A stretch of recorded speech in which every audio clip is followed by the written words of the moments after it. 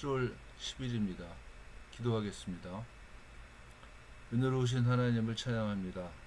우리로 하여금 하나님을 기억하고 또한 하나님을 항상 마음 가운데 모시며 살 수 있도록 도와주시니 감사합니다.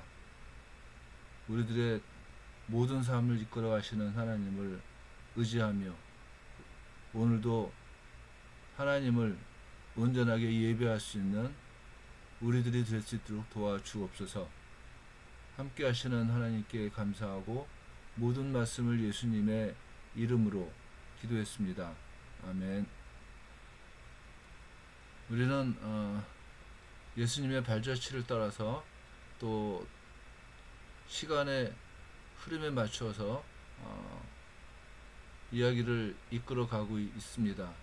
어저께까지 우리는 마태복음 18장에서 교회가 당면할 수 있는 여러 가지 문제들을 어떻게 풀어나갈 것인가를 예수님께서 말씀하시는 것들을 묵상했는데, 오늘은 시간적으로 봤을 때 마태복음 8장에 있는 얘기를 시작으로 해서 다시 예수님의 행적을 따라서 이야기를 이끌어 가기를 원합니다.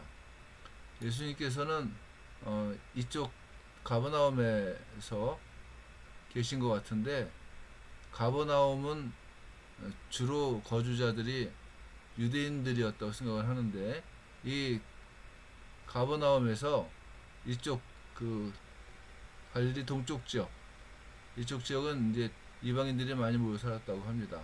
그래서 이쪽 지역으로 이제 이동을 하기 직전에 가버나움에서 일어난 일이 아닌가 생각을 합니다. 우리는 예수님께서 만난 세 사람을 함께 이야기를 나눌 겁니다. 첫 번째 사람은 율법사입니다. 마태복음에는 서기관으로 되어 있고, 누가는 특별히 이 사람의 하는 일이 무엇인지는 말하고 있지 않습니다만은 그냥 어떤 사람이 이렇게 말을 하고 있습니다. 이 율법사는 예수님께 선생님이요, 어디로 가시든지 저는 따르리이다, 이렇게 말을 합니다. 이 서기관들은 혹은 율법사들은 율법을 가르치고 해석하며 규제하는 일들, 주로 이제 성전 내에서 사람들을 이렇게 제재시키고 또 이렇게 관리하는 일들을 하는 사람들입니다. 그런데 이 서기관이 당시에 유대인들에게 랍비라고 하는 말과 같은 의미로 사용되는 선생님이라고 하는 말로 예수님을 부르면서 예수님을 따르겠다고 얘기를 하고 있는 겁니다. 여기서 따른다는 말이 굉장히 중요한데, 율법사가 예수님을 따르겠다고 말한 이유는 예수님의 말이 좋아서, 또한 예수님께 배울 게 많기 때문에 그냥 이렇게 따르겠다라고 하는 의미가 아니고, 예수님 당시에는 누군가의 제자가 된다고 하는 말이 그 선생한테 가서 내가 당신을 따르겠습니다라고 얘기를 하면서 이제 그 관계가 만들어진다고 합니다. 그런데 선생님을 선택할 수 있는 권한은 선생님한테 있는 것이 아니고 제자들한테 있는 거예요. 제자들이 여러 다양한 사람들을 만나면서 이 선생님이 제일 나한테 맞다 그러면은 그 사람한테 가서 저는 당신을 따르겠습니다 라고 얘기를 했다는 겁니다. 그러니까 율법사가 예수님을 계속 따라다녔는지 어떤지 모르겠습니다만은, 율법사가 예수님의 말씀을 듣고서 저는 당신을 택해서 따르겠습니다 라고 하는 얘기를 하고 있는 겁니다. 그런데 예수님의 제자는 제자들이 자의적으로 결정해서 예수님을 따르는 게 아니라, 요한복음에 봐보면은 내가 너희를 택하였다 이렇게 말씀을 하시고 있거든요. 그러니까 이 율법사의 그 태도하고 예수님께서 제자를 부르시는 방법하고 너무 차이가 큰 겁니다. 어?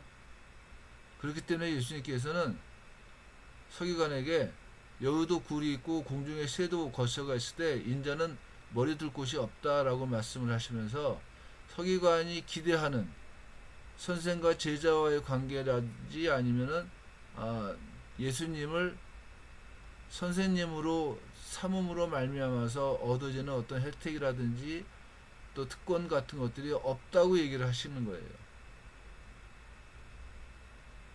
그러면 율법사는 예수님을 따르지 못하겠죠.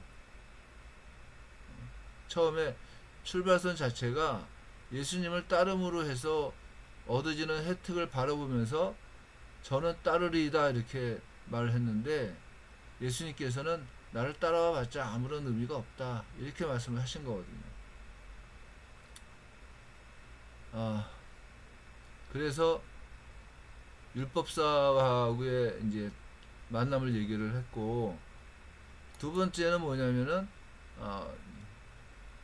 예수님을 정말 따르고 있는 그 무리들 가운데 한 사람으로 누가는 또 다른 사람 이렇게 이제 말하는데 마태는 제자 가운데 한 사람 이렇게 얘기를 합니다. 넓은 의미로 12명의 제자가 아니라 그냥 그 예수님을 따라다니는 많은 사람 가운데 그냥 한 사람으로 생각을 했는데 이 사람은 주여 내가 먼저 가서 내 아버지를 장사하게 허락하옵소서라고 얘기를 합니다. 누가복음에서는 예수님께서 먼저 말씀하셨어요. 날 따르라. 근데 이 사람이 예수님의 음성을 듣고서 대답을 내 아버지를 장사하게 허락하옵소서라고 먼저 얘기를 했다는 겁니다. 예수님께서는 그에게 죽은 자들이 그들의 죽은 자들을 장사하게 하고 너는 나를 따르라고 말씀을 하십니다. 탈무드에서는 죽은 친척이 있는 자는 쉐마를 읍송하는 일과 16가지 복 그리고 토라에서 언급된 모든 명령에서 제외된다 이렇게 말을 하고 있어요. 바꿔 말하면 이 사람은 아버지 장례를 먼저 해야지만 되는 게 우선적이라고 하는 거예요.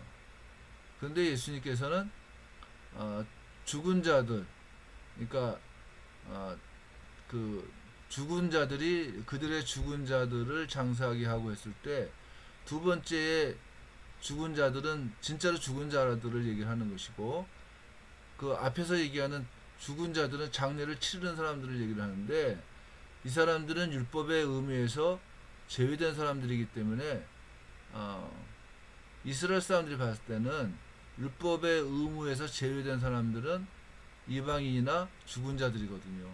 그러니까 그 율법의 의무에서 죽은 자들이 그 죽은 자를 장사를 하게 하고 너는 나를 따르면 된다고 얘기를 하시는 겁니다. 그러니까 장례 같은 일들이 아주 그 율법을 초월하는 굉장히 그 중요한 일이기는 해도 그 일로 말미암아서 예수님을 따르는 것이 멈출 수는 없다고 얘기를 하시는 거예요. 마태는 이 두 사람 서기관과 제자 가운데 한 사람 이렇게 두 사람을 얘기를 했는데 누가는 한 사람을 더 얘기합니다. 이 사람은 예수님께 주여 내가 주를 따르겠나이다마는 나로 먼저 내 가족을 작별하게 허락하소서 하고 말을 했습니다. 예수님께서는 가족을 작별하게 해달라고 하는 그 사람한테 손에 쟁기를 잡고 뒤를 돌아보는 자는 하나님 나라에 합당하지 아니하니라 이렇게 말씀을 하십니다.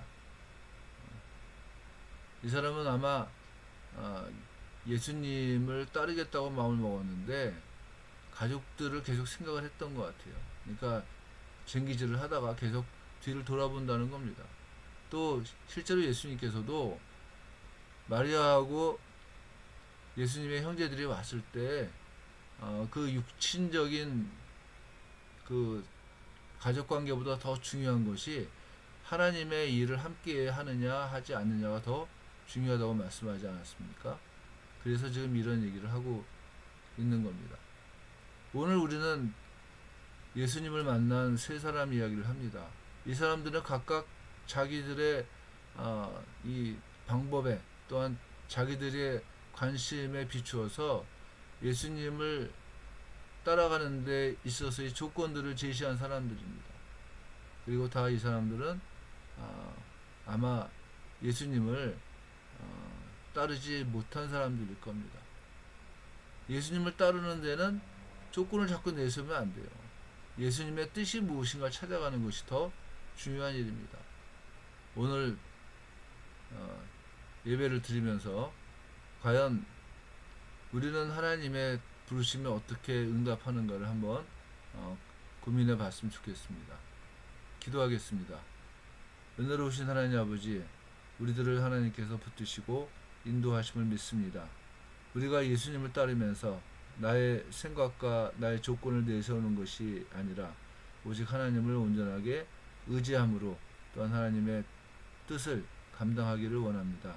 예수님의 이름으로 기도합니다. 아멘.